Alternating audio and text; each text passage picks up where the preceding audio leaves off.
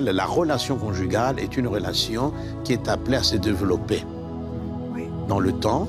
C'est une relation qui est appelée à aller crescendo, toujours en croissant. Amen. Et l'homme et la femme doivent savoir qu'ils ont une grande responsabilité dans tout cela.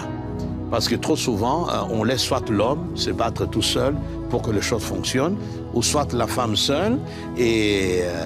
Mais selon Dieu, il faut que les deux, la main, dans la communion spirituelle, dans l'unité de l'esprit, et puissent aller de l'avant. Vous voyez, souvent, les gens ne se réveillent que lorsque les problèmes surgissent.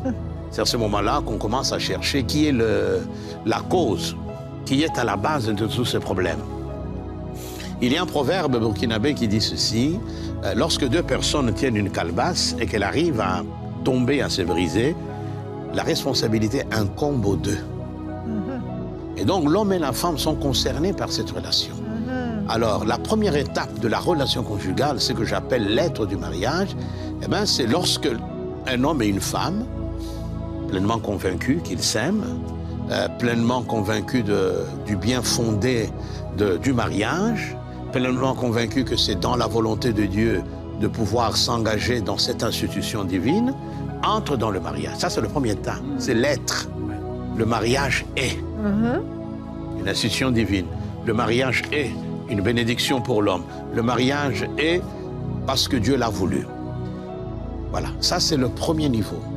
Alors en entrant dans le mariage, l'homme et la femme doivent comprendre qu'ils ont une part de responsabilité, qu'ils doivent tout faire pour que cette relation croisse, pour que cette relation tende, parte du point alpha vers le point oméga, parte de l'être du mariage vers le bien-être. Et quand on arrive au bien-être, eh bien qu'on ne trouve pas qu'on est arrivé à destination. Ah oui. Voilà. Qu'il y a encore le mieux-être. Voilà. Et la souvent, destination. On s'arrête au bien-être quand même. Oui, hein. tout à fait. Voyez. Et on sait que le bien ou le mieux est comment il y a en français. Le bien est l'ennemi du mieux. Et l'ennemi du mieux. Voilà. Non, il y a encore autre chose à découvrir. Oui. Et donc il faut toujours aller de gloire en gloire.